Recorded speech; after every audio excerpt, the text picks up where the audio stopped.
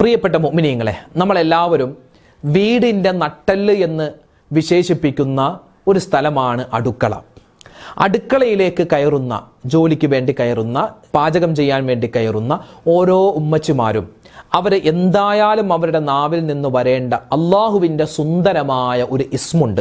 ഈ ഇസ്മു പറഞ്ഞ് നിങ്ങൾ ഭക്ഷണം പാചകം ചെയ്താൽ ഇൻഷാ അല്ലാ വലിയ ബറക്കത്ത് ആ ഭക്ഷണത്തിൽ ഉണ്ടാകും. ഏതാണ് ആ ഇസ്മ? ഇൻഷാ അല്ലാ കേൾക്കാം. കൂട്ടത്തിൽ അടുക്കളയിൽ നിന്നും ഉമ്മമാർ ഇന്ന് തന്നെ ഒഴിവാക്കേണ്ട 2 സാധനങ്ങളുണ്ട്. ഇത് ഒഴിവാക്കിയില്ലെങ്കിൽ നിങ്ങളുടെ കുടുംബത്തിൽ നിന്നും രോഗങ്ങൾ വിട്ടുമാറൂല. ഏതാണ് ആ വസ്തുക്കൾ? ഇന്നത്തെ ക്ലാസ്സിൽ കേൾക്കാം. കൂട്ടത്തിൽ ആയിഷ ബിവി റളിയല്ലാഹു തആല അൻഹ അടുക്കളയെ ശ്രദ്ധിച്ചിരുന്ന 4 കാര്യങ്ങളുണ്ട്. ആ കാര്യവും നമുക്ക് ഇൻഷാ അല്ലാ ഇന്നത്തെ ക്ലാസ്സിൽ വിശദമായി കേൾക്കാം. കൂട്ടത്തിൽ അടുക്കളയിൽ ഉമ്മമാര് എന്തായാലും ശ്രദ്ധിക്കേണ്ട, പലപ്പോഴും ശ്രദ്ധിക്കാതെ പോകുന്ന ചില ടിപ്സുകളുണ്ട്. അതും ഇൻഷാ അല്ലാ ഇന്നത്തെ ക്ലാസ്സിൽ നമ്മൾ കേൾക്കാൻ പോകുന്നു. ഇത് നിങ്ങൾ കേൾക്കുക, മറ്റുള്ളവർക്ക് എത്തിച്ചു കൊടുക്കുക. അള്ളാഹു സ്വീകരിക്കട്ടെ. ആമീൻ. അസ്സലാമു അലൈക്കും വറഹ്മത്തുള്ളാഹി തആല വബറകാതുഹു. ബിസ്മില്ലാഹിർ റഹ്മാനിർ റഹീം. അൽഹംദുലില്ലാഹി റബ്ബിൽ ആലമീൻ. അല്ലാഹുമ്മ സ്വല്ലി അലാ സയ്യിദിനാ മുഹമ്മദിൻ വഅലാ ആലിഹി വഅസ്ഹാബിഹി അജ്മഈൻ. അമ്മാ ബഅദ്. ബഹുമാന സ്നേഹം നിറഞ്ഞ മുത്തു മുഅ്മിനീങ്ങളെ, അല്ലാഹു സുബ്ഹാനഹു വ തആല നമുക്കെല്ലാവർക്കും ഖൈർ, ബറക്കത്ത്, സലാമത്ത്, റാഹത്ത്, ഇസ്സത്ത് എല്ലാം ഈ ദുനിയാവിലും നാളെ ആഖിറത്തിലും നൽകി അനുഗ്രഹിക്കുമാറാവട്ടെ. ഒരുപാട് ആളുകൾ ദുആരക്കാൻ ഒരുപാട് കാര്യങ്ങൾ ഏൽപ്പിച്ചിട്ടുണ്ട്. അല്ലാഹു സുബ്ഹാനഹു വ തആല എല്ലാവരുടെയും എല്ലാ കാര്യങ്ങളും സലാമത്താക്കി കൊടുക്കട്ടെ, രോഗങ്ങൾക്ക് ശിഫാഉ കൊടുക്കട്ടെ. ആമീൻ ആമീൻ യാ റബ്ബൽ ആലമീൻ. പ്രിയപ്പെട്ട മുത്തു മുഅ്മിനീങ്ങളെ, അല്ലാഹു സുബ്ഹാനഹു വ തആല നമ്മുടെ വീടുകളിൽ അല്ലാഹു തആല സമാധാനം തരട്ടെ. ഞാനിങ്ങനെ ദുആരക്കാനുള്ള കാരണം, നമ്മുടെ വീഡിയോകൾക്ക് താഴെയുള്ള കമൻറ്റുകളൊക്കെ എടുത്ത് പരിശോധിച്ചാൽ ഒരുപാട് ഉമ്മമാരാണ് മരുമകളെ കൊണ്ട് വിഷമത്തിലാണ്, അല്ലെങ്കിൽ അമ്മായിയമ്മയെ കൊണ്ട് വിഷമത്തിലാണ്, അല്ലെങ്കിൽ ഭർത്താവിനെ കൊണ്ട് ഇടങ്ങേറാണ്. ഇങ്ങനെ കുടുംബത്തിലെ പലർക്കും ഒരു പാരയായി മാറുന്ന, അല്ലെങ്കിൽ ഒരു തലവേദനയായി മാറുന്ന ഒരു സാഹചര്യമാണ് പല കുടുംബത്തിലുമുള്ളത്. അല്ലാഹു തആല നമ്മുടെ കുടുംബജീവിതം എന്ന് പറഞ്ഞാൽ ഈ ഭാര്യ ഭർത്താക്കന്മാർ തമ്മിലുള്ള ജീവിതം മാത്രമല്ലല്ലോ. അതിൽ അമ്മായിയമ്മ, അമ്മോശൻ, അതുപോലെ തന്നെ മരുമോള്, നാത്തൂന്മാർ എല്ലാവരും കൂടി സന്തോഷത്തിൽ കഴിയുമ്പോഴാണല്ലോ നല്ലൊരു കുടുംബജീവിതം ഉണ്ടാവുക. അപ്പോൾ പലരും വലിയ പ്രതിസന്ധിയിലൂടെ പോകുന്നു, എപ്പോഴും വിഷമമാണ്, ടെൻഷനാണ്, അതുപോലെ തന്നെ പരസ്പരം കുറ്റപ്പെടുത്തുകയാണ്. ഇപ്പോഴും ഉണ്ട് അങ്ങനെ ഓരോ കുടുംബത്തിലും വിഷമങ്ങൾ അനുഭവിക്കുന്ന സഹോദരിമാരും അതുപോലെ തന്നെ സഹോദരങ്ങളൊക്കെ ഉണ്ടാകും. അള്ളാഹു എല്ലാവർക്കും ഖൈറുകൾ പ്രദാനിക്കുമാറാവട്ടെ. പ്രിയപ്പെട്ട മുഅ്മിനീങ്ങളെ, നമ്മുടെ വീട്ടിൽ എല്ലാവിധത്തിലുള്ള സമാധാനം ഉണ്ടാവാനും, നമ്മുടെ വീട്ടിൽ എല്ലാവിധത്തിലുള്ള ഐശ്വര്യം ഉണ്ടാവാനും, അതുപോലെ തന്നെ നമുക്ക് സ്വസ്ഥതയുള്ള ജീവിതം കിട്ടാനും വീട്ടിലേക്ക് കിടക്കുമ്പോൾ, ഞാൻ പറഞ്ഞിട്ടുണ്ട്, പല പ്രാവശ്യം പറഞ്ഞിട്ടുണ്ട്, വീട്ടിലേക്ക് നമ്മൾ പ്രവേശിക്കുമ്പോൾ വലത് കാലുകൊണ്ട് വീട്ടിലേക്ക് കിടക്കുക. കൂട്ടത്തിൽ ബിസ്മില്ലാഹിർ റഹ്മാനിർ റഹീം എന്ന് പറയാൻ മറന്നു പോവണ്ട. വീട്ടിലേക്ക് കടന്നാൽ 3 പ്രാവശ്യം ഖുൽ ഹുവല്ലാഹു അഹദ് എന്ന സൂറത്ത് ഓതിയാൽ ആ കുടുംബത്തിൽ വലിയ സമാധാനം ഉണ്ടാകുമെന്നാണ്. നമ്മൾ ഈ പ്രശ്നങ്ങൾ ഉണ്ടാക്കുന്നത് നമ്മുടെ കൂടെ എപ്പോഴും ഇബ്ലീസ് ഉള്ളത് കൊണ്ടാണ്. ഇബ്ലീസ് എപ്പോഴും നമ്മുടെ കൂടെ ഉണ്ടാകും. അവനെ ഓടിച്ചാലേ നമുക്കിടയിൽ സ്നേഹമുണ്ടാകൂ. അപ്പോൾ അവനെ ഓടിക്കാനുള്ള ഏറ്റവും നല്ല വഴി എന്ന് പറഞ്ഞാൽ അവനിക്ക് ഇഷ്ടമില്ലാത്ത കാര്യങ്ങൾ ചെയ്യലാണ്. ഇബ്ലീസിന് ഇഷ്ടമില്ലാത്ത കാര്യങ്ങൾ ചെയ്താൽ ഇബ്ലീസ് നമ്മളിൽ നിന്നും പോയിക്കോളും. അതിൽപ്പെട്ടതാണ് വീട്ടിലേക്ക് കിടക്കുമ്പോൾ വലത് കാലുകൊണ്ട് കിടക്കുക. അത് ഇബ്ലീസിന് ഇഷ്ടമല്ല. ബിസ്മില്ലാഹിർ റഹ്മാനിർ റഹീം പറയുക, അത് ഇബ്ലീസിന് ഇഷ്ടമല്ല. ഒരു സഹോദരി, ഒരു ഉമ്മ അവരുടെ വീട്ടിലേക്ക് പ്രവേശിക്കുമ്പോൾ 3 പ്രാവശ്യം ഖുൽ ഹുവല്ലാഹു അഹദ് സൂറത്ത് ഓതിയാൽ ഇബ്ലീസ് പമ്പ കടക്കുമെന്നാണ്. അപ്പോൾ ഇബ്ലീസ് ഇല്ലാതെയായാൽ വീട്ടിൽ സമാധാനം ഉണ്ടാകും, ഭാര്യ ഭർത്താക്കന്മാർക്കിടയിൽ സ്നേഹമുണ്ടാകും, അമ്മായിയമ്മ മരുമോൾക്കിടയിൽ വലിയ ഇഷ്ടമുണ്ടാകും. അപ്പോൾ ഇങ്ങനെ വലിയ സമാധാനം ഉണ്ടാവാൻ ഇബ്ലീസിനെ ഓടിക്കണം. അതിനെന്ത് പറയണം? 3 കാര്യം. 1, വലത് കാലുകൊണ്ട് വീട്ടിലേക്ക് പ്രവേശിക്കുക. വീട്ടിൽ കിടക്കുമ്പോൾ ബിസ്മില്ലാഹിർ റഹ്മാനിർ റഹീം പറയുക. 3-മത്തേത് 3 പ്രാവശ്യം ഖുൽ ഹുവല്ലാഹു അഹദ് സൂറത്ത് ഓതാൻ വിട്ടുപോവണ്ട. ഈ കാര്യം മനസ്സിലാക്കി വെക്കുക. ഇനി അടുത്തത്, നമ്മൾ വീടിൻ്റെ നട്ടെല്ലാണ് അടുക്കള എന്ന് പറഞ്ഞാൽ. അടുക്കളയുമായി ബന്ധപ്പെട്ട് പല വീഡിയോകളും നമ്മൾ മുമ്പ് ചെയ്തിട്ടുണ്ട്. അടുക്കളയിൽ നിന്നും നമ്മൾ ഒഴിവാക്കേണ്ട പ്രധാനപ്പെട്ട 2 കാര്യമാണ്. 1-മത്തേത് അമിതമായ ഉപ്പ്, അമിതമായ പഞ്ചസാര വീട്ടിൽ നിന്നും ഒഴിവാക്കണം. അമിതമായ ഉപ്പ് എല്ലാത്തിനും വേണം. ഉപ്പ് അതിൻ്റെ നേട്ടങ്ങൾ പറഞ്ഞിട്ടൊരു വീഡിയോ നമ്മുടെ ചാനലിൽ പറഞ്ഞിട്ടുണ്ടായിരുന്നു. ഏതുപ്പാണ് നല്ലത്? കല്ലുപ്പാണോ, പൊടിയുപ്പാണോ, ഇന്ദുപ്പാണോ, അതുപോലെ തന്നെ ഹിമാലയൻ ഉപ്പാണോ, ഏതുപ്പാണ് നല്ലത്? ഉപ്പ് നമ്മൾ ഉപയോഗിക്കുമ്പോൾ എങ്ങനെ ഉപയോഗിക്കണം? ഉപ്പ് ഒരു ദിവസം എത്രയാണ് നമുക്ക് കൂട്ടാൻ പറ്റുക? ഉപ്പുമായി ബന്ധപ്പെട്ട് ഒരുപാട് ചർച്ചകൾ ചെയ്തൊരു വീഡിയോ നമ്മുടെ ചാനലിൽ ഉണ്ട്. നിങ്ങളൊന്ന് കണ്ടു നോക്കുക. അർഷദ് ബദ്രി ഉപ്പ് എന്ന് അടിച്ചാൽ തന്നെ ചിലപ്പോൾ നിങ്ങൾക്ക് ആ ഉപ്പിൻ്റെ വീഡിയോ ചിലപ്പോൾ കിട്ടും. അതുപോലെ തന്നെ നമ്മൾ ഒരുപാട് വീഡിയോകൾ നമ്മൾ പറഞ്ഞിട്ടുണ്ട്, ഉപ്പ് പറഞ്ഞിട്ടുണ്ട്, അതുപോലെ തന്നെ കടുക്, അതുപോലെ തന്നെ ഉലുവ, അതുപോലെ ഇഞ്ചി, വെളുത്തുള്ളി, അതുപോലെ സവോള, അതുപോലെ നമ്മളൊക്കെ നിത്യമായി ഉപയോഗിക്കുന്ന ജീരകം, ഈത്തപ്പഴം, അത്തിപ്പഴം, അതുമായി ബന്ധപ്പെട്ടൊക്കെ ഒരുപാട് കാര്യങ്ങൾ പറഞ്ഞിട്ടുള്ള പല ക്ലാസ്സുകളും ചാനലിൽ ഇട്ടിട്ടുണ്ട്. നിങ്ങളൊന്ന് സൗകര്യം പോലെ കണ്ടു നോക്കിയാൽ അതൊക്കെ ഒരുപാട് നിങ്ങൾക്ക് ഉപകാരപ്പെടുന്നതാണ്. അപ്പം അങ്ങനെ നമ്മുടെ വീട്ടിൽ നിന്ന് നമ്മൾ സൂക്ഷിക്കേണ്ട ഒരു കാര്യമാണ് ഉപ്പ്. ഉപ്പ് എന്ന് പറഞ്ഞാൽ അമിതമായ ഉപ്പ്. ഒന്നിലും ഉപ്പ് കൂടി പോവാൻ പാടില്ല. ഉപ്പ് കുറഞ്ഞാൽ നമുക്കത് വെള്ളത്തിൽ കലക്കിയിട്ട് തളിച്ചാൽ ഉപ്പ് ശരിയാകും. പക്ഷെ ഉപ്പ് കൂടിപ്പോയാൽ അത് ഭയങ്കര ഡേഞ്ചറാണ്. അതുപോലെ തന്നെ മധുരം കൂടുതൽ, എപ്പോഴും അമിതമായ മധുരം അതും നമുക്ക് പാടില്ല. പിന്നെ അതുപോലെ ഉപ്പും പഞ്ചസാരയൊക്കെ സൂക്ഷിക്കുന്നത് ഭരണികളിലാവലാണ് നല്ലത്. ഈ പൊട്ടുന്ന പാത്രമുണ്ട്, ചില്ലിൻ്റെ കുപ്പി, അതിലാണ് നല്ലത്. ഈ പ്ലാസ്റ്റിക്കിൻ്റെ പാത്രത്തിലിട്ടാൽ അത് ഭയങ്കര വിഷമായി മാറും. ആ കാര്യം പ്രത്യേകം ശ്രദ്ധിക്കേണ്ടതുണ്ട്. അതോടൊപ്പം തന്നെ ശ്രദ്ധിക്കേണ്ട മറ്റൊരു കാര്യമാണ് ഈ കടകളിൽ നിന്നൊക്കെ വാങ്ങിക്കുന്ന വില കുറഞ്ഞ എണ്ണകളുണ്ട് അല്ലെ. എണ്ണകൾ, ഏത് എണ്ണയാണ് നല്ലത്, നമുക്ക് പാചകത്തിനൊക്കെ ഉപയോഗിക്കാൻ ഏത് എണ്ണയാണ് നല്ലതെന്നുള്ള വിശാലമായ വീഡിയോ ഇൻഷാ അല്ലാഹ് നമുക്ക് വരുന്ന ആഴ്ചയിലൊക്കെ പറയാം. പറഞ്ഞു വന്നത്, ഈ അമിതമായ എണ്ണ ഉപയോഗം അത് പാടില്ല. അമിതമായ ഉപ്പും വേണ്ട, അമിതമായ മധുരവും വേണ്ട. ഇതൊക്കെ ഒന്ന് ശ്രദ്ധിച്ചാൽ തന്നെ നമ്മുടെ ജീവിതത്തിലെ പല രോഗങ്ങൾക്കും നമുക്ക് എന്ത് ചെയ്യാം, മരുന്ന് കഴിക്കാതെ തന്നെ നമ്മുടെ അസുഖങ്ങളൊക്കെ മാറ്റാൻ നമുക്ക് പറ്റുന്നതാണ്. ഇനി നമുക്ക് വിഷയത്തിലേക്ക് വരാം. പ്രിയപ്പെട്ടവരെ, അടുക്കള എന്ന് പറഞ്ഞാൽ നമ്മുടെ വീടിൻ്റെ നട്ടെല്ലാണ് എന്ന് ഞാൻ പറഞ്ഞു. അടുക്കളയിലേക്ക് പ്രവേശിക്കുമ്പോൾ, വീട്ടിലേക്ക് പ്രവേശിക്കുമ്പോൾ ബിസ്മില്ലാ പറയണം. അടുക്കളയിലേക്ക് പ്രവേശിക്കുമ്പോൾ ഒരു ഇസ്മു പറയാൻ നല്ലതാണ്. ഏതാണ് ആ ഇസ്മു? യാ റസ്സാഖു യാ അല്ലാഹ്, യാ റസ്സാഖു യാ അല്ലാഹ്, അല്ലെ, ജീവിത വിഭവം നൽകുന്നവനായ അല്ലാഹ്. ഈ അടുക്കളയിലാണല്ലോ നമ്മൾ അരി കഴുകി ചോറുണ്ടാക്കുന്നത്, മീൻകറി വെക്കുന്നത്, ഇറച്ചിക്കറി വെക്കുന്നത്, അല്ലെ. നമ്മൾ ഭക്ഷണ സാധനങ്ങൾ, നമ്മുടെ അന്നപാനീയങ്ങൾ ഉണ്ടാക്കാൻ, നമ്മുടെ ഭക്ഷണം ഉണ്ടാക്കാനൊക്കെ നമ്മൾ അടുക്കളയിലാണല്ലോ സമയം ചെലവഴിക്കാറുള്ളത്. അപ്പോൾ ഈ അടുക്കളയിലേക്ക് കിടക്കുമ്പോൾ യാ റസ്സാഖു യാ അല്ലാഹ് എന്ന് പറയൽ ഏറ്റവും നല്ലതാണ്. ഉമ്മമാർ ആ ഒരു ഇസ്മ പഠിച്ചു വെക്കുക കേട്ടോ. അടുക്കളയിലേക്ക് പ്രവേശിക്കുമ്പോൾ, അല്ലെങ്കിൽ നിങ്ങൾ എന്തെങ്കിലുമൊക്കെ അരിഞ്ഞുകൊണ്ടിരിക്കുന്നു, ഇപ്പോൾ പച്ചക്കറി അരിയുന്നു, സാമ്പാർ വെക്കാൻ പച്ചക്കറി അരിഞ്ഞുകൊണ്ടിരിക്കുന്നു, അല്ലെങ്കിൽ സവോള പൊളിച്ചുകൊണ്ടിരിക്കുന്നു, അല്ലെങ്കിൽ മീൻ നന്നാക്കിക്കൊണ്ടിരിക്കുന്നു, അല്ലെങ്കിൽ എന്താണ് ഇറച്ചി കഴുകിക്കൊണ്ടിരിക്കുന്നു, അരി കഴുകിക്കൊണ്ടിരിക്കുന്നു, ആ സമയത്തൊക്കെ യാ റസ്സാഖു യാ അല്ലാഹ് എന്ന് പറയൽ ഏറ്റവും നല്ലതാണ്. അത് പഠിച്ചു വെക്കുക കേട്ടോ. അതോടൊപ്പം തന്നെ വീട്ടിൽ എപ്പോഴും നമ്മൾ വളരെ വൃത്തിയായി സൂക്ഷിക്കേണ്ട ഒരു സ്ഥലമാണ് വീടിൻ്റെ അടുക്കള എന്ന് പറഞ്ഞാൽ. വീടിൻ്റെ അടുക്കള നന്നായാൽ വീട് നന്നായി എന്നാണ്. അടുക്കള, കിച്ചൺ അത് നന്നായാൽ അത് വീടിൻ്റെ ഐശ്വര്യമാണ്. ഒരു വീട്ടിൽ രോഗം ഉണ്ടാകുന്നതും ആരോഗ്യമുണ്ടാകുന്നതും ഈ അടുക്കളയിൽ നിന്നാണ്. കാരണം നമ്മൾ അടുക്കളയിൽ പാചകം ചെയ്യുന്ന ഭക്ഷണം, ആ ഭക്ഷണം നന്നായില്ലെങ്കിൽ ആ ഭക്ഷണം കഴിക്കുന്ന വീട്ടിലെ എല്ലാവരും രോഗിയാവും അല്ലേ. നന്നായാലോ എല്ലാവർക്കും ആരോഗ്യമുണ്ടാകും. അതുകൊണ്ട് ഭക്ഷണം നന്നാവണം, ആരോഗ്യമുള്ള ഭക്ഷണമാവണം. രുചിയല്ല കൂടേണ്ടത്, ആരോഗ്യമുള്ള നല്ല ഭക്ഷണമാവണം, ഗുണമുള്ള ഭക്ഷണമാവണം. അതിന് അമിതമായ ഉപ്പ് പാടില്ല, അമിതമായ മധുരം പാടില്ല, അമിതമായ എണ്ണ ഉപയോഗവും പാടില്ല. അപ്പം പറഞ്ഞു വന്നത് അടുക്കള. ആ അടുക്കളയിൽ കാര്യങ്ങൾ ശ്രദ്ധിച്ചാൽ നമ്മുടെ വീട് തന്നെ നന്നാകും. ഇനി 2-3 കാര്യങ്ങൾ ശ്രദ്ധിക്കണേ. അടുക്കളയിലാണ് ഏറ്റവും കൂടുതൽ രോഗാണുക്കൾ ഉണ്ടാകുന്നത്. കാരണം നമ്മൾ ഈ ഉപയോഗിക്കുന്ന അടുക്കള വേസ്റ്റുകൾ ഉണ്ടല്ലോ, പ്രത്യേകിച്ച് ഈ പച്ചക്കറിയുടെ അല്ലെങ്കിൽ മീനിൻ്റെ അല്ലെങ്കിൽ ഇറച്ചിയുടെ ഒക്കെ വേസ്റ്റുകൾ ഉണ്ടാവുമല്ലോ.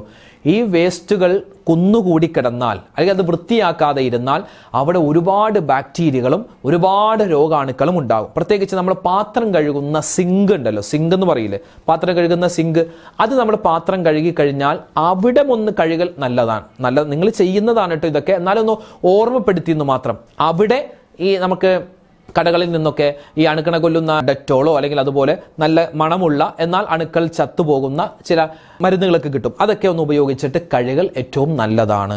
അപ്പോൾ പാത്രങ്ങൾ കുന്നുകൂട്ടി ഇടരുത്. ഇട്ടാൽ തന്നെ അതൊന്ന് വെള്ളം ഒഴിച്ചിടുക. അത് നല്ലവണ്ണം വൃത്തിയാക്കുന്നതോടൊപ്പം തന്നെ ആ സിങ്കും ഒന്ന് കഴുകി വൃത്തിയാക്കാൻ പ്രത്യേകം ശ്രദ്ധിക്കേണ്ടതുണ്ട്. അടുക്കള ശ്രദ്ധിച്ചില്ലെങ്കിൽ രോഗം കൂടും. അതുപോലെ തന്നെയാണ് നമ്മുടെ ഫോൺ. ഈ ഫോൺ ഉണ്ടല്ലോ, ഇത് അണുക്കളുടെ കൂടാരമാണെന്നാണ്. കാരണം നമ്മളൊന്ന് ചിന്തിച്ചു നോക്കിയേ, നമ്മൾ യാത്ര പോകുമ്പോൾ നമ്മൾ എന്ത് ചെയ്യും? ഈ ഫോൺ കൊണ്ടുപോകും. ഇപ്പോൾ നമ്മൾ ഒരു ഉദാഹരണം പറയാം.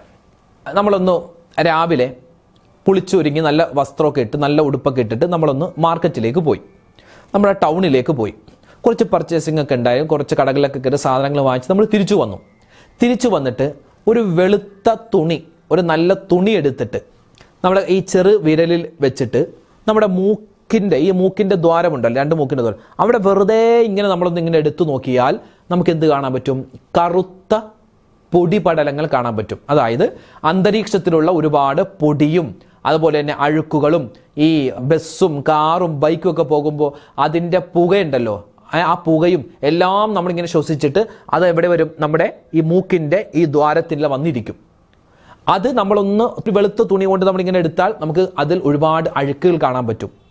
ഇതേപോലെ ഒരുപാട് അഴുക്കുകൾ എവിടെയുണ്ട്? ഓരോ ദിവസവും നമ്മൾ ഈ കൊണ്ടുപോകുന്ന ഫോണിൻ്റെ ഈ ഭാഗത്തും ചുറ്റുഭാഗത്തും ഒക്കെ ഉണ്ട് അല്ലേ? ചിലപ്പോൾ കൈ നല്ലതാവട്ടെ, ചിലപ്പോൾ ഭക്ഷണം കഴിച്ച കൈ കൊണ്ട് നമ്മൾ ഫോൺ എടുക്കാറുണ്ട്. ബാത്റൂമിൽ പോയിട്ട് ചിലപ്പോൾ നമ്മൾ സോപ്പിട്ട് കഴുകിക്കൊള്ളണമെന്നുമില്ല, ബാത്റൂമിൽ പോയ കൈ കൊണ്ട് നമ്മൾ ഈ ഫോൺ തൊടാറുണ്ട്. നമ്മുടെ ഈ ഫോൺ നമ്മുടെ ഭാര്യ എടുക്കാറുണ്ട്, നമ്മുടെ മക്കൾ എടുക്കാറുണ്ട്. നമ്മൾ പലപ്പോഴും ഫോൺ വിളിക്കുമ്പോൾ ഞാൻ കൊടുക്കാമെന്ന് പറഞ്ഞാൽ നമ്മുടെ കൂട്ടുകാരുടെ കയ്യിൽ കൊടുക്കാറുണ്ട്. അപ്പോൾ ഏറ്റവും കൂടുതൽ അണുക്കളുള്ള ഒരു വസ്തുവാണ് ഈ ഫോൺ എന്ന് പറഞ്ഞാൽ. അതുപോലെ നമ്മൾ സംസാരിക്കുന്ന സമയത്ത് നമ്മുടെ ഉമിനീര് ചിലപ്പോൾ ഇത് തെറിക്കാറുണ്ട്. ചിലപ്പോൾ ഇങ്ങനെയൊക്കെ നമ്മൾ സംസാരിക്കുമ്പോൾ ഉമിനീര് തെറിക്കാറുണ്ട്. തുപ്പൽ എന്ന് പറയുന്നത് അതവിടെ ഇരുന്നിട്ട് അതിൽ നിന്നും ഒരുപാട് ബാക്ടീരിയ. അപ്പം മൊത്തത്തിൽ പറഞ്ഞാൽ ഒരുപാട് അണുക്കളുടെ ഒരു കേന്ദ്രമാണ് ഈ ഫോൺ എന്ന് പറഞ്ഞാൽ. അതുകൊണ്ട് ഈ ഫോണ് പിടിച്ചിട്ട് കൈ കഴുകാതെ നമ്മൾ ഭക്ഷണം കഴിക്കരുത്. ഇതിപ്പോൾ ഞാൻ പറയുന്നതല്ല, ഒരുപാട് ഡോക്ടർമാർ പറയുന്നതാണ്, ഒരുപാട് ഡോക്ടർമാർ.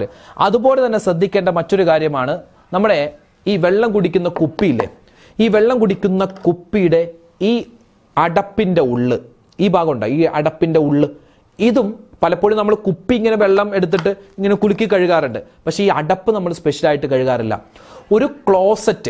ഒരു യൂറോപ്യൻ ക്ലോസറ്റിൻ്റെ മൂടിയിലുള്ള അണുക്കളേക്കാൾ കൂടുതൽ അണുക്കൾ ഉണ്ടാവാൻ സാധ്യതയുണ്ട്. എവിടെ? ഈ ഒരു മൂടിയുടെ ഉള്ളിലെന്ന് ഇന്ന് ശാസ്ത്രം പറയുന്നു, ഡോക്ടർമാർ പറയുന്നു. അതുകൊണ്ട് കുപ്പി ഉള്ള് മാത്രമല്ല, നമ്മുടെ ഈ ഭാഗം നല്ലപോലെ കഴുകണം, ഇതിൻ്റെ ഉള്ള് നല്ലപോലെ കഴുകണം. അതുപോലെ തന്നെ നമ്മൾ കുടിക്കുന്ന ഗ്ലാസ്, നമ്മൾ കഴിക്കുന്ന പാത്രം, അതിൻ്റെയൊക്കെ സൈഡ് ഉണ്ടാവുമല്ലോ, ആ സൈഡൊന്ന് നോക്കിയേ, ഒരുപാട് അഴുക്കുകൾ ഉണ്ടാകും. നമ്മൾ ഉള്ളിങ്ങനെ തേച്ച് കഴുകും, പക്ഷെ അതിൻ്റെ സൈഡിലൊക്കെ ഒരുപാട് അഴുക്കുണ്ടാവും. അതുപോലെ തന്നെ നമ്മുടെ ഈ മിക്സിയുടെ ജാറിൻ്റെ ഉള്ളിൽ ആ ബ്ലേഡിൻ്റെ ഭാഗത്തൊക്കെ നമ്മൾ ചുമ്മാ സോപ്പൊക്കെ ഇട്ട് കഴുകാം, പക്ഷെ കഴുകിയാലും അതിൻ്റെ ഉള്ളിലുള്ള അഴുക്ക് പോവില്ല. അത് സമയം കണ്ടെത്തി അതിൻ്റെ ഉള്ളിലുള്ള അഴുക്ക് കളയേണ്ട ബാധ്യത അടുക്കളയിൽ ജോലി ചെയ്യുന്ന ഉമ്മമാർക്കും അതുപോലെ വാപ്പമാർക്കും ഉള്ളതാണ്. അപ്പോൾ നമ്മളിങ്ങനെ അടുക്കളയിൽ നമ്മൾ ചില കാര്യങ്ങൾ ശ്രദ്ധിച്ചില്ലെങ്കിൽ ഒരുപാട് രോഗങ്ങൾ വരും. പ്രത്യേകിച്ച് നമ്മൾ ഈ ചായ അരിക്കുന്ന അരിപ്പ, അത് പലപ്പോഴും പ്ലാസ്റ്റിക്കിൻ്റെ ആയിരിക്കും ഉപയോഗിക്കുന്നത്. ഒരിക്കലും അത് ചെയ്യരുത്. അതെന്താണ്? ചൂട് ചായ ഒഴിക്കുമ്പോൾ ആ പ്ലാസ്റ്റിക്കിൻ്റെ കണങ്ങൾ നമ്മൾ ചായയിലേക്ക് വീണ് അത് നമ്മൾ കുടിക്കുന്നു. ക്യാൻസർ പോലും ഉണ്ടാവാൻ കാരണമാണ്. ആ കാര്യം പ്രത്യേകം ശ്രദ്ധിക്കുക. ചായ അരിക്കുമ്പോൾ പ്ലാസ്റ്റിക്കിൻ്റെ അരിപ്പയല്ല, സ്റ്റീലിൻ്റെ അരിപ്പ കിട്ടും, അതുകൊണ്ടാണ് അരിക്കേണ്ടത്. ആ സ്റ്റീലിൻ്റെ അരിപ്പ തന്നെ ഒരാഴ്ച 3 ദിവസം കൂടുമ്പോൾ നല്ലവണ്ണം അത് വൃത്തിയാക്കണം. ചുമ്മാ അത് പൈപ്പ് തുറന്നിട്ട് അതിങ്ങനെ വെള്ളത്തിൽ കാണിച്ചിട്ട് തൂക്കിയിടും, അങ്ങനെയല്ല. അപ്പോൾ ഓരോ നമ്മൾ ഉപയോഗിക്കുന്ന സ്പൂണാവട്ടെ പാത്രങ്ങളാവട്ടെ അതിനൊക്കെ ഒരുപാട് അണുക്കൾ ഉണ്ടാവാൻ സാധ്യതയുണ്ട്. അതൊക്കെ സൂക്ഷിക്കണം. ഇനി നമുക്ക് വിഷയത്തിലേക്ക് വരാം. മഹതിയായ ആയിഷ ബീവി റളിയല്ലാഹു തആല അൻഹ അവർ ഇതുപോലുള്ള കാര്യങ്ങളൊക്കെ ഭയങ്കര ക്ലീനാണ്. അതായത് പാത്രം കഴുകിയാൽ അവർ പാത്രം കഴുകി അത് നല്ലൊരു തുണി കൊണ്ട് തുടച്ച് അത് കമിഴ്ത്തി വെക്കുമായിരുന്നു എന്ന് നമുക്ക് കിതാബുകളിൽ കാണാം. ഒരിക്കലും അവരുടെ കാലത്തൊക്കെ എന്ന് പറഞ്ഞാൽ, ആയിഷാബിയുടെ കാലത്തെന്ന് പറഞ്ഞാൽ ഭക്ഷണം കഴിക്കലേ കുറവാണ്. കഴിച്ചാൽ തന്നെ എന്താണ്, ആ ഭക്ഷണം അതിൻ്റെ വേസ്റ്റുകൾ മാറ്റി അത് ആ പാത്രം നല്ലപോലെ കഴുകി ഒരു തുണി കൊണ്ട് തുടച്ച് അവർ കമിഴ്ത്തി വെക്കുമായിരുന്നു. അങ്ങനെ പ്രത്യേകം ശ്രദ്ധിക്കണം കേട്ടോ, ആ കാര്യം പ്രത്യേകം ശ്രദ്ധിക്കണേ. പിന്നെ അതായത് അല്ലുൽ ഇന, പാത്രങ്ങൾ കഴുകി അത് മൂടി വെക്കണം, അത് കമിഴ്ത്തി വെക്കണം എന്നാണ്. കാരണം അതിലൂടെ പല്ലി, പുഴു, ഈച്ച, കൊതുക്, അല്ലെങ്കിൽ പഴുതാര, പാറ്റയൊക്കെ പോകാൻ സാധ്യതയുണ്ട്. പലപ്പോഴും നമ്മൾ എന്ത് ചെയ്യും, കഴുകി വെച്ച പാത്രമല്ലേ എന്ന് വിചാരിച്ച് അത് എടുക്കും, അത് ചിലപ്പോൾ കഴുകൂല, അതിലേക്ക് ഭക്ഷണം ഇട്ട് കഴിക്കും. അങ്ങനെയല്ല, നമ്മൾ കഴുകി ഉണക്കി വെച്ച പാത്രമാണെങ്കിലും അത് ഉപയോഗിക്കാൻ വേണ്ടി എടുക്കുമ്പോൾ ഒന്നുകൂടി ഒന്ന് വെള്ളം ഒഴിച്ച് കഴുകൽ പ്രത്യേകം നല്ലതാണ്. കാരണം ഈ പല്ലി എന്നൊക്കെ പറഞ്ഞ ജീവി ഉണ്ടല്ലോ, അത് ഒരുപാട് അണുക്കളുള്ള ജീവിയാണ്, അതിൻ്റെ കാലിലും വയറിലൊക്കെ. അതുകൊണ്ട് നമുക്ക് രോഗങ്ങൾ ഉണ്ടാവാൻ സാധ്യതയുണ്ട്. ആ കാര്യം പ്രത്യേകം ശ്രദ്ധിക്കുക കേട്ടോ. രണ്ടാമത്തെ കാര്യം, വേസ്റ്റുകൾ ഒരിക്കലും കുന്നുകൂട്ടി നമ്മുടെ അടുക്കളയിൽ വെക്കരുത്. അടുക്കളയിൽ എന്ന് പറഞ്ഞാൽ ഒരുപാട് വേസ്റ്റ് ഉണ്ടാകും. അത് ചെറിയൊരു പാത്രമോ എന്തെങ്കിലും വേസ്റ്റ് ബാസ്ക്കറ്റ് ഉണ്ടാകും, അതിലേക്ക് നമ്മളിടും. പക്ഷെ അത് 1, 2, 3 ദിവസമൊക്കെ അതിങ്ങനെ വെച്ചുകൊണ്ടിരിക്കുന്ന ഒരു അവസ്ഥ ഉണ്ടാവും. അത് പുഴുക്കളുണ്ടാവും, ഒരുപാട് അണുക്കൾ ഉണ്ടാകും, നമ്മൾ കാണൂല. അതിങ്ങനെ അന്തരീക്ഷത്തിലൂടെ പോയിട്ട് ഒരുപാട് അസുഖങ്ങൾ ഉണ്ടാകും. ഒരിക്കലും അങ്ങനെ അടുക്കള വേസ്റ്റ് ഇങ്ങനെ കുന്നുകൂട്ടിയിടരുത്. അത് വേണ്ട രൂപത്തിൽ കുഴിച്ചു മൂടുകയോ അല്ലെങ്കിൽ പ്രത്യേകമായ സ്ഥലമുണ്ടാകും, അവിടെ കൊണ്ടുപോയി ഇടുകയോ ചെയ്യുക. മൂന്നാമത്തെ കാര്യം എന്താണ്? ഭക്ഷണം ഒരിക്കലും പാഴാക്കരുത്. ഐഷാ ബി റളിയല്ലാഹു തആല അൻഹ പാത്രം കഴുകി മൂടി വെക്കുന്നവരായിരുന്നു. അതുപോലെ തന്നെ അവരെന്താണ്, വേസ്റ്റുകൾ കുന്നുകൂട്ടി ഇടാറുണ്ടായിരുന്നില്ല. മൂന്നാമത്തേത്, ഭക്ഷണം ഒരിക്കലും അവർ മിച്ചം വന്നാൽ അത് സൂക്ഷിച്ചു വെക്കും, അതല്ലാതെ കളയാറില്ല. അല്ലേ, നമ്മളിപ്പോൾ ബിരിയാണിയും നെയ്ച്ചോറും ഒക്കെ നമ്മൾ ഉണ്ടാക്കി കഴിഞ്ഞാൽ നമ്മുടെ മക്കൾക്കൊക്കെ വിളമ്പി കൊടുക്കുമ്പോൾ അല്പമായിട്ട് വിളമ്പുക. ഇതിപ്പോൾ ആ വിശപ്പിൻ്റെ കാഠിന്യം കൊണ്ട് നമ്മൾ എന്ത് ചെയ്യും, കുറേയൊക്കെ വിളമ്പും. നമ്മളെപ്പോലെയല്ലല്ലോ മറ്റുള്ള കുട്ടികൾ കഴിക്കുക. അവർക്കൊക്കെ കുറച്ച് ഭക്ഷണം വിളമ്പുക. അവർക്ക് ആ ഭക്ഷണം കഴിച്ചിട്ട് വേണമെങ്കിൽ വീണ്ടും അവർക്ക് വിളമ്പി കൊടുക്കാം. അതല്ലാതെ മക്കൾ അവിടെ നിന്ന് ഇവിടുന്നൊക്കെ കഴിച്ചിട്ട് അത് വേസ്റ്റാക്കി കളയുന്ന ഒരു സ്വഭാവം ഉണ്ടാവരുത്. ഇന്ന് ഭക്ഷണത്തിൻ്റെ വില, ഇന്നിപ്പോൾ ഗ്യാസൊന്നും ഇല്ല. അപ്പോൾ അതുകൊണ്ട് വളരെ ശ്രദ്ധയോടുകൂടി വേണം ഓരോ ഭക്ഷണവും നമ്മൾ കഴിക്കാൻ. അത് വേസ്റ്റാക്കരുത്, പ്രത്യേകം ശ്രദ്ധിക്കേണ്ടതുണ്ട്. നാലാമത്തെ കാര്യം, വീട്ടിൽ ഭക്ഷണം കഴിക്കുമ്പോൾ ഒന്നിച്ചിരുന്ന് കഴിക്കുക. നബി സല്ലല്ലാഹു അലൈഹി വസല്ലം തങ്ങളും ആയിഷ ബീവിയും പിന്നെ വീട്ടിലുള്ള മറ്റുള്ളവരും എല്ലാവരും ഒന്നിച്ചിരുന്നായിരുന്നു ഭക്ഷണമൊക്കെ കഴിച്ചിരുന്നത്. അല്ലേ, അൽ ബറക്കത്തു ഫിൽ ജമാഅ എന്നാണ്. ജമാഅത്ത്, ഒന്നിച്ചിരുന്ന് കഴിക്കുന്നതിലാണ് ബറക്കത്ത് ഉണ്ടാവുക. അപ്പോൾ പലരും ചോദിച്ചു, ഉസ്താദേ ഈ ഒന്നിച്ചിരുന്ന് കഴിക്കുമ്പോൾ നമ്മളിങ്ങനെ സംസാരിക്കൂലേ, ഭക്ഷണം കഴിക്കുമ്പോൾ സംസാരിക്കാൻ പാടില്ല എന്നല്ലേ? ഭക്ഷണം കഴിക്കുമ്പോൾ സംസാരിക്കാൻ പാടില്ല, അത് ശരിയാണ്. പക്ഷേ ഈ ഭക്ഷണം വായിൽ വെച്ചിട്ട് സംസാരിക്കാൻ പാടില്ല എന്നാണ് അതിൻ്റെ അർത്ഥം. അല്ലാതെ ഭക്ഷണം എല്ലാവരും കൂടി ഇരിക്കുമ്പോൾ മിണ്ടാതെ ഇങ്ങനെ കഴിക്കണം, അങ്ങനെയല്ല. ഭക്ഷണം കഴിക്കുമ്പോൾ നമ്മൾ സംസാരിക്കുക. ഭക്ഷണം കഴിക്കാൻ വേണ്ടി ഇരിക്കൂലേ, വാപ്പ ഉണ്ടാകും, ഉമ്മ ഉണ്ടാകും, ജ്യേഷ്ഠത്തി ഉണ്ടാകും, അനിയത്തി ഉണ്ടാകും, അവരുടെ ഭർത്താക്കന്മാരുണ്ടാകും, നമ്മളുണ്ട്. എല്ലാവരും കൂടി ഇരുന്ന് കഴിക്കുമ്പോൾ പല കാര്യങ്ങൾ പറയുന്നു, അവരുടെ അനുഭവങ്ങൾ പറയുന്നു. അതൊക്കെ കേട്ടിട്ട് നമ്മൾ ഭക്ഷണം കഴിക്കുന്നു. അതൊക്കെ നമുക്ക് അനുവദനീയമാണ്. അതായത് ഈ ഭക്ഷണം വായിലുള്ള സമയത്ത് അങ്ങനെ സംസാരിക്കരുതെന്നാണ് പറഞ്ഞതിൻ്റെ അർത്ഥം. അത് നമുക്ക് നാച്ചിൽ കയറാനും നമുക്ക് ശ്വാസകോശത്തിൽ കയറാനും അപകടം ഉണ്ടാവാനും സാധ്യത. ഭക്ഷണം വായിലിരിക്കെ സംസാരിക്കരുത്. അതല്ലാതെ ഇപ്പോൾ നമ്മൾ എല്ലാവരും കൂടി ഇരിക്കുന്നു, ഭക്ഷണം വരാൻ വേണ്ടി വെയിറ്റ് ചെയ്യുന്നു, അല്ലെങ്കിൽ എന്താണ് എല്ലാവർക്കും ഭക്ഷണം വിളമ്പിയിട്ടുണ്ട്, അല്ല ഭക്ഷണം കഴിച്ചു തുടങ്ങിയിട്ടില്ല, ആ സമയത്ത് നമുക്ക് സംസാരിക്കുന്നത് കൊണ്ട് കുഴപ്പമില്ല കേട്ടോ. വലത് കൈ കൊണ്ട് കഴിക്കുക, പ്ലേറ്റിൻ്റെ തുടക്ക ഭാഗത്ത് നിന്ന് കഴിക്കുക. കഴിച്ചു കഴിഞ്ഞാൽ പ്ലേറ്റ് എന്താണ്, നമ്മൾ വേസ്റ്റ് ഒന്നും ഉണ്ടാവാതെ നല്ലതുപോലെ വടിച്ച് അതുപോലെ തന്നെ കൈ ഉറിഞ്ചുക. ഇങ്ങനെ ഒരുപാട് സുന്നത്തുകൾ നമുക്ക് ചെയ്യാനുണ്ട്. അപ്പോൾ ഇതൊക്കെ ഐഷാ ബി റളിയല്ലാഹു തആല അൻഹ ശ്രദ്ധിച്ചിരുന്നു, നമ്മളുമൊക്കെ ശ്രദ്ധിക്കുക. അല്ലാഹു സുബ്ഹാനഹു വ തആല നമുക്ക് കുടുംബജീവിതത്തിൽ എല്ലാവിധ സമാധാനവും തരട്ടെ, സ്വസ്ഥതയും തരട്ടെ. എല്ലാവിധ അപകടങ്ങളെ തൊട്ടും രോഗങ്ങളെ തൊട്ട് അല്ലാഹു തആല നമ്മളെല്ലാവരെയും കാത്ത് സംരക്ഷിക്കുമാറാവട്ടെ. ആമീൻ ആമീൻ യാ റബ്ബൽ ആലമീൻ. ഇൻഷാ അല്ലാഹ് നമുക്ക് നാളെ മറ്റൊരു വീഡിയോ ആയിട്ട് കാണാം. അതുവരേക്കും അസ്സലാമു അലൈക്കും വറഹ്മത്തുള്ളാഹി തആല വബറകാതുഹു.